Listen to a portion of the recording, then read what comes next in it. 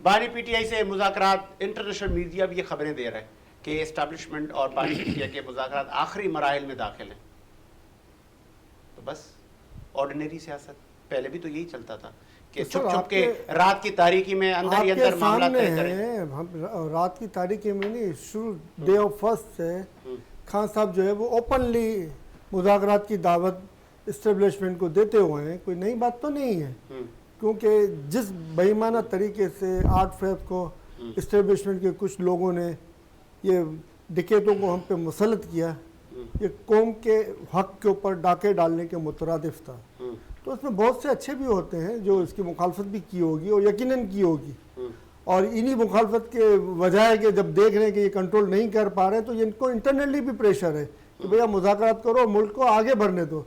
आप गुज़श्ता 50 सालों की तारीख में देख लें, पाकिस्तान टूटने के बाद पाकिस्तान को तबाही की तरफ ले जाने के इंतजाम तो किए हुए थे, मगर उस वक्त के वज़ीर आज़म साहब से जो गलत फैसला करवाया गया था नेशनलाइजेशन का, मगर उनको पता नहीं थी कि वो दुनिया का ज़हीन तरीन आदमी है। उसने इसके अलावा जो है उसने सरकारी महकमे थे वो नफे नुकसान के बजाय नफ़े में चल रहे थे। नहीं, कल जब आपकी हुकूमत बन जाएगी, अल्लाह करे कल आप इलेक्शन में आएंगे, कल फिर आप साहिब इक़्तिदार होंगे, इंतज़ामी उमूर आपके पास होंगे, कल फिर हम आपसे ये सवाल करें कि सर वो आप तो जेलों में पड़े हुए थे लेकिन फौज के साथ आपने मुज़ाकरात तय किए और आज आपको फौज की मुदाखलत खत्म हो, उसके लिए खत्म ऐसे होती है कि बानी पीटीआई बात ना करते। सबसे पहले जो काम होना चाहिए था ना, वो ये है कि ईमानदाराना इलेक्शन की बुनियाद रखी जाए। जब ईमानदाराना इलेक्शन ईवीएम मशीन के तहत होंगे तो ये जो है ना फौज की मुदाखलत, और फौज की मुदाखलत हम कहें ये गलत है, पहली बात तो ये है। अच्छा, ये जनरलों की मुदाखलत हम इसको कहना चाहिए। उसी जनरल को आप बुला रहे हैं बानी पीटीआई कि आए मेरे से बात करें। सर जाहिर सी बात है, जो जनरल तबाही लाए उन्हीं से बात करनी पड़ेगी ना भाई। अब तबाही को रोके और मुल्क को आगे जाने दो। उनके साथ में दीगर मुल्क में वतन जनरल भी चाहते हैं कि मुल्क तबाही से रुके। जनरल ने ये गलती की है, इसके अलावा दीगर बहुत से जनरल हैं जो ये चाहते हैं मुल्क आगे तरफ जाए और मुल्क को तरक्की मिलनी चाहिए। सारे तो करप्ट नहीं है ना सर, ये आप लोग सारे तो करप्ट नहीं है ना सर। फिर आपको कहा गया आप डिजिटल दहशतगर्दों ने पाकिस्तान की सालमी इदारों को क्या क्या नहीं किया। सर भी वो बचकाना बातें करके वो अपने आप को खुद कालक मल रहे होते तो हम इसके बारे में तबसरा करें, वो बेकार है। ये बचकाना बात है कि अब डिजिटल दहशतगर्द को अपने 90% अवाम को डिजिटल दहशतगर्द को, इसमें होंगे बहुत से गलत भी होंगे, ऐसे नहीं कि सारे सही होंगे, बहुत से गलत होंगे। उन गलत के ऊपर कार्रवाई भी होनी चाहिए। मगर सर वो जो डकैतों को आपने बिठाया हुआ है उसके ऊपर कौन कार्रवाई करेगा? जो आज रोजाना मुल्क को लूट रहे हैं, 70 अरब रुपए का रोजाना की बेसिस पे कर्जा उठा रहे हैं, और तकरीबन 10-12 अरब डॉलर के करीब कर्जा पहुंच चुका है। ये जो पाकिस्तानी इंटरनल ये ले रहे हैं, इसके अलावा ये 1 साल तक यही चलता रहा, तो आप बताओ मुल्क 90-95 अरब डॉलर का मकरूज पाकिस्तान इंटरनली कर्जों में सिर्फ 1 साल के अंदर ये मजीद कर देंगे। अब आप बताओ ऐसे लोगों को मुसलत करें, उनके तमाशे भी देख रहे हैं कि वो मुल्क को लूट रहे हैं और चुप है, तो उसका मतलब इनको हिस्सा मिल रहा है ना सर। क्यों चुप है? क्यों चुप है? जब मुल्क लुट रहा है, मुल्क बर्बाद हो रहा है, अवाम के ऊपर IPPs के अंदर कौन कौन शामिल है? क्यों अभी तक लिस्ट नहीं आई है? एहतजाजी मुजाहरे हो रहे हैं, बड़ी बड़ी बातें भी सुनने में आ रही है, सब कुछ हो रहा है, मगर उनकी लिस्ट क्यों जारी नहीं की गई कि IPPs के ये 140 है या 104 है, जो भी है, ये कंपनियां, इनके ये मालिक है जो गद्दारी के मुतरद्दिद हैं, और जिनको लाने वाले जिन्होंने IPPs के मुआहदे किए थे वो भी गद्दार थे, और जो उन्होंने कंपनियां खोली है वो भी मुल्क पे होता नहीं है, वो भी अवाम को डुबाया है। एक इंतजार जरा सुन लें, आपको पता पड़ जाएगी इसमें सबसे बड़ा किरदार किसका है। 1994 में, 2004 में और 2015 में IPPs के मुआहदे हुए हैं। ये तकरीबन 48 मेगावाट के मुआहदे हैं। ठीक है, मुआहदे जो किए गए ना 2015 में किए गए, नवाज शरीफ के दौर 18 में आए थे मुआहदे, आप तोड़ के फेंक देते। मेरी बात सुने, पहले मेरी बात सुने, उसके बाद में आप बात करें, पहले बात मुकम्मल होने दिया। 2015 में 25,000 मेगावाट के इन्होंने मुआहदे किए।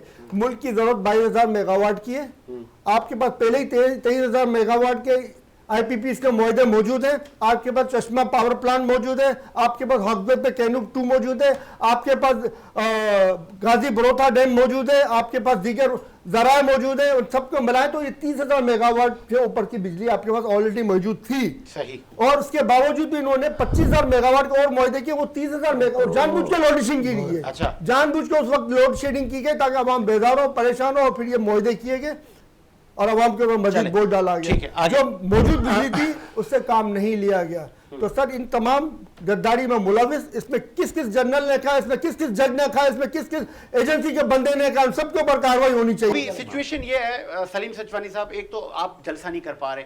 सर पहले मेरे को उनकी बात का जवाब देने दें, सवाल आप बाद में करें। सर ये जो कह रहे हैं मुजस्मे तोड़े गए, ये किया गया, वो किया गया, मुजस्मे किस चीज़ के थे? पत्थर के थे। पत्थर के मुजस्मे बनाना क्या इस्लाम में जायज़ है? पहले तो किसी मौलवी से फतवा ले, ठीक है। दूसरी बात है पहले सब बात पूरी सुन ले, पूरी सुन ले। इन हमारे शौदा ने जाने किसके लिए दी थी? कौम की माओ, बहनों, बेटियों, बुजुर्गों और नौजवानों की हिफाजत के लिए जाने दी थी। और जब 9 मई के दिन उन्हीं माओ, बहनों, बेटियों और जवानों के घरों में घुसकर तोड़फोड़ की गई, औरतों को सड़कों पे घसीटा गया, तो क्या वो शौदा का एहतराम था? क्यों ये शौदा के ऊपर उन्होंने कीचड़ उछाला था जिन्होंने ये हरकतें की थी, जिन्होंने उस दिन 9 मई को हरकतें 24 अफराद, सब ये 4 मुजस्मे टूटने का शौक है इनको। और 24 अफराद जो 9 मई को मारे गए, जो 24 अफराद 9 मई को मारे गए, जो 24 अफराद, उनकी किसी को फिक्र नहीं है। वो 4 मुजस्मों की इनको फिक्र है। 4 मुजस्मे तोड़ने वालों को भी सजा मिलनी चाहिए, 4 मुजस्मे तोड़ने वालों को भी सजा मिलनी चाहिए। जिन्होंने शौदा की यादगार की तजलील की उनको भी सजा मिलनी चाहिए, मगर जिन्होंने 24 अफराद को कत्ल किया उनको सजाएं मिलनी चाहिए, जिन्होंने औरतों को सड़कों पर घसीटा उनको भी सजाएं मिलनी चाहिए, जिन्होंने लोगों के घरों में घुसकर डकैती मारी और सामान लूट के चले गए उनके ऊपर भी कार्रवाई होनी चाहिए। जिन्होंने रियाना डार साहबा की बेइज्जती की, जिन्होंने दीगर खवातीन की बेइज्जती की, उन सबके साथ जो है ना सजाएं मिलनी चाहिए। आपने इतना जुल्म और सितम किया, उसके बाद उसको हंसने की भी इजाजत नहीं है कि वो खुश है कि आजाद हो गई, वो खुश है कि आजाद होगी, उसको हंसने की भी इजाजत नहीं देंगे। हद करते हो यार तुम लोग, उसको हंसने की भी इजाजत नहीं है। 1 साल उसको आपने जेलों में बुला के रखा और अब बाहर निकल के हंसने की भी इजाजत नहीं दे। वो जब अदालत के उसमें आती थी तब भी वो हंसती हुई आती थी, जब हर पेशी के ऊपर वो हंसती हुई आती थी। और सारी खवातीन डटी हुई है भाईजान, सारी खवातीन डटी हुई थी, सारी खवातीन और बाहिम्मत और मर्दों से ज्यादा इन्होंने कुर्बानियां दी हैं, मर्दों से ज्यादा तकलीफें उठाई है इन्होंने। सर उमर सरफराज चीमा के साथ क्या सुलूक किया जा रहा है? उनका हाथ तो हो गया, डॉक्टरों ने उनको ऑपरेशन का किया गया, उनको ऑपरेशन करवाने नहीं दिया जा रहा है। क्या बदमाशी है सर? क्या मुल्क में कानून, आइन, इंसाफ कुछ नहीं है? जहां पे गलत हुआ उसको गलत कहना चाहिए, चाहे वो किसी के साथ भी हो। जहां पे गलत हुआ उसको गलत कहना चाहिए, चाहे वो किसी के साथ भी हो। अब आप बताइए 140 या 145 जो पीटीआई के फौजी अदालतों में मुकदमा चल रहे हैं, उनसे मिलने नहीं दिया जा रहा है, उनके किस तरीके से केस चल रहे हैं वो किसी को पता नहीं है। सर ये क्या तरीका है? इंसाफ इस तरह, तो इंसाफ तो वो होता है जो होता हुआ नजर आए, इंसाफ वो होता है जो होता हुआ नजर आए। इंसाफ छुपा के इंसाफ नहीं होता है सर। हमारे अगर किसी फौजी को भी पनिशमेंट दी जाती है तो उसके साथ भी इंसाफ होता हुआ नजर आना चाहिए, पब्लिक को मालूम होना चाहिए इसके साथ ज्यादती तो नहीं हुई है, इसके साथ नाइंसाफी तो नहीं हुई है, इंसाफ होना चाहिए। जिस हुकूमत ने, जिन इदारों पर आप इल्जाम लगा रहे हैं, उन्हीं के सरबराह से तो बानी पीटिए के नाम मुझसे बात करें, खत लिख रहे हैं, ना करें आप बात। आप बोले मैं सियासी सर आप क्या चाहते हैं? बातचीत तो करनी पड़ेगी ना, बातचीत तो आपको करनी पड़ेगी, समझे? बातचीत तो आपको करनी पड़ेगी, चाहे कोई भी हो, चाहे गलत भी किया हो तो उससे बात तो करनी पड़ेगी आपको। किया किसने? GHQ ताकत का मेवर बना हुआ है इस वक्त, इसमें कोई शक है? लेकिन वो कह रहे हैं हम सियासतदान नहीं हैं, हमारे पास मत आओ। तो सर वो उन्होंने क्यों चेंज किया? 8 फेब को क्यों रिजल्ट चेंज करवाया इन्होंने? 8 फेब के रिजल्ट चेंज में क्यों इन्वॉल्व हुए? वो ना होते इन्वॉल्व, 8 फेब के चेंज, आवाम का जो फैसला था मान लेते हैं। सरहदों से लेकर अब हमारे पड़ोस में सब पैदाश है। मसूद बेजिशगान हलफ ले रहे थे, कई उमूर आते थे, वज़ीर आज़म शहबाज शरीफ को भी जाना था, और फिर इतनी बड़ी दहशतगर्दी ईरान में हुई जिसका बदला अब ईरान कह रहा है हम अपने ऊपर फर्ज समझते हैं, और खामनेई साहब ने कहा है कि करो अटैक, अल्लाह करे, और हमारी सरहदें भी महफूज नहीं है। क्या कहें सर? हमारी सरहदों क्यों महफूज नहीं है उसके मैं आपको पिछले प्रोग्राम में कह चुका हूँ कि जिन्होंने बॉर्डर तोड़ी, बॉर्डर जो सील की गई थी उसको तोड़ी, और ये जिनकी ज़बानें चुप थी, जिनकी आंखें बंद थी, वो उसके जिम्मेदार हैं जो आज जितनी भी सरहद पार से दहशतगर्दी हो रही है। दूसरी बात तो आपको पता है दुनिया में दहशतगर्दी का मंबा जो है अहले यहूद है। दुनिया में दहशतगर्दी का मंबा अहले यहूद है, चाहे हमारे कुछ पाकिस्तान के अंदर कुछ मुस्लिम इनको सपोर्ट कर रहे हो जैसे शहबाज शरीफ, नवाज शरीफ और इस तरह के दीगर, इसी तरह दीगर ममालिक में भी जो है ना वो सपोर्ट कर रहे हो।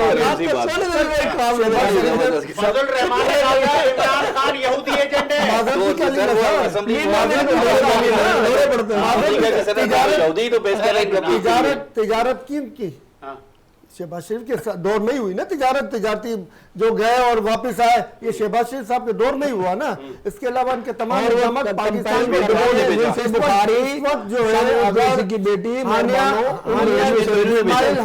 इस्माइल हानिया साहब जो शहीद हुए हैं, इन्होंने बड़ी अच्छी बात की थी शहादत से पहले। इन्होंने कहा था कि पाकिस्तान से अपील करते हुए कि आप एटमी ताकत हैं और आपकी एक मुदाखलत से हमारी जो है बच्चे, औरतें और दीगर जो हैं लोग वो शहीद होना या मरना बंद हो सकते हैं सिर्फ आपकी एक मुदाखलत से, सिर्फ एक थ्रेट से हो सकते हैं अगर आप हिम्मत करें तो।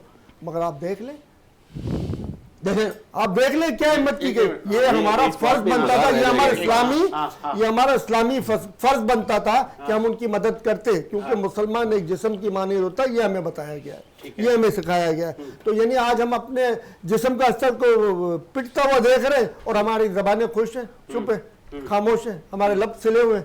तो सर हम खुद भी मुजरिमों में हैं, हम खुद भी मुजरिमों में शामिल हैं। ठीक है, आज जो गजा में और वहां पे हो रहा है उनके मुजरिमों में हम भी शामिल हैं। हमसे भी पूछ होगी? बिल्कुल क्यों नहीं होगी सर। हमारी जबानें चुप हैं, हमारे हथियार खामोश हैं, उनकी मदद करनी चाहिए, उनकी मदद नहीं की जा रही है, हम भी मुजरिमों में शामिल है। ठीक है, आगे आज यूएन क्यों चुप है? ठीक है, इराक के अंदर तो वॉर एंड टेरर के तौर पे पूरे इराक को बर्बाद कर दिया गया था। ईरान के ऊपर चढ़ाई क्या, ईरान क्या अपना शाम के ऊपर और दीगर बोस्नीया के ऊपर और दीगर दो और ममालिक के ऊपर, लीबिया के ऊपर और कहां पे इन्होंने ड्रामे नहीं किए। और आज इजराइल जो एक जान बराबर एक छोटा सा है, उसको अगर पाकिस्तानी मिल के जो है ना वो उसको चले जाए ना खाली पैदल भी तो पहुंच जाएंगे वहां पे, चाहे जितने भी बम चला। अमेरिका ने कहा है कि इजराइल पे अटैक तो करके दिखाएं, मैं नहीं बैठा। सर अमेरिका को अगर हिम्मत है ना, अगर अमेरिका की हिम्मत है ना, अगर पाकिस्तानी कौम खड़ी हो जाए ना पाकिस्तानी अफवाज के साथ में और पाकिस्तानी अफवाज में हिम्मत का मुजाहरा करे ना, जवाब देना, बोले आओ फिर मैदान में, तुम भी हम शहादत के लिए तैयार है, आओ तुम मैदान में, हम शहादत के तैयार है, तुमको मारना ना मरने के लिए तैयार है, नहीं बचेंगे इनको। ये इतना छोटा सा इजराइल है ना, उनको पूरे अमेरिका से ज्यादा पसंद है। ठीक है, वो अपना पूरा अमेरिका बर्बाद करवा देंगे, छोटा सा इजराइल बर्बाद नहीं करवाएंगे। आप ध्यान में रखें, ये इजराइल बर्बाद नहीं करवाएंगे, ये ध्यान में रखें, क्योंकि अमेरिका के ऊपर इसी इजराइल का कब्जा है। ठीक है, और उसी इजराइल की मानी जाती है, उसी इजराइल को पैसे मिलते हैं वहां से। दो पॉलिटिकल पार्टी और दो स्टूडियो में बैठे मेहमानों ने वजन डाल दिया कि लीड करें इस वक्त सदर मुमलिकत। क्या पीटीआई हिस्सा बनेगी उस ग्रैंड डायलॉग का? देखिए मैं आपको कई दफा कह चुका हूं कि खाली बातें करने के लिए गोल मेज कॉन्फ्रेंस और चाय पीने के लिए, पराठे खाने के लिए गोल मेज कॉन्फ्रेंस नहीं होनी चाहिए। गोल मेज कॉन्फ्रेंस का एजेंडा होना चाहिए। सबसे पहला एजेंडा इसका ये होना चाहिए कि आईपीपी की जो 104 कंपनियों के साथ जिन्होंने एग्रीमेंट किए हैं और इसने गलत तरीके से किए कि बाज कंपनियों को 750 रुपए पर यूनिट दिया जाए, तो ये पर यूनिट कौन जेब से दे रहा है? ये आप में सब मजदूर ये लोग हम दे रहे हैं, कोई आसमान से उतर के फरिश्ते नहीं दे रहे हैं। और 25,000 मेगावाट के जिन्होंने 2015 में नवाज शरीफ साहब ने एग्रीमेंट किए थे, उससे कौन कौन मुस्तफीद हुए? इसमें भी तहकीकात के लिए दावत दें, करप्शन के खात्मे के लिए दावत दें, इंसाफ के निज़ाम कायम करने के लिए दावत दें। और एक चीज इसमें और शामिल कर लें, इसमें एक चीज और शामिल कर लें कि 1800 अरब रुपए के अखराजात को 2500 अरब पे जो लेके गए हैं उसको फिलफोर खत्म करने के लिए मुज़ाकरात की दावत है। इसके अलावा मजीद अखराजात कम करने के लिए दावत है। अवाम को ये अखराजात कम करके अवाम को उससे रिलीफ दे।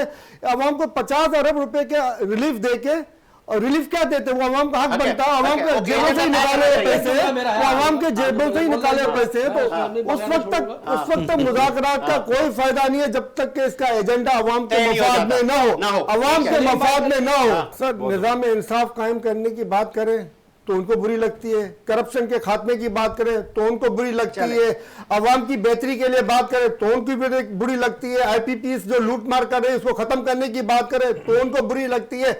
जमात इस्लामी के धरने की खान साहब ने ऑलरेडी हिमायत ऐलान कर चुका और पार्टी के लोगों का कि आप जाएं वहां पर, अब पार्टी के झंडों के बिगड़ भी जाएं और झंडे साथ लेके भी जाएं, उन्होंने ऑलरेडी कह चुका पार्टी के झंडे लेके बिगड़ भी जाएं आप धरने में, वो किसके लिए क्या, अवाम के मफाद के लिए क्या, अवाम के, हालांकि उसका बेनिफिट जमात इस्लामी को जाना अगर बिगड़ झंडे के जाते, मगर फिर भी उन्होंने कहा अवाम का मफाद का काम है, आप जाएं, हर तरीके से जाएं, उस धरने को सपोर्ट की।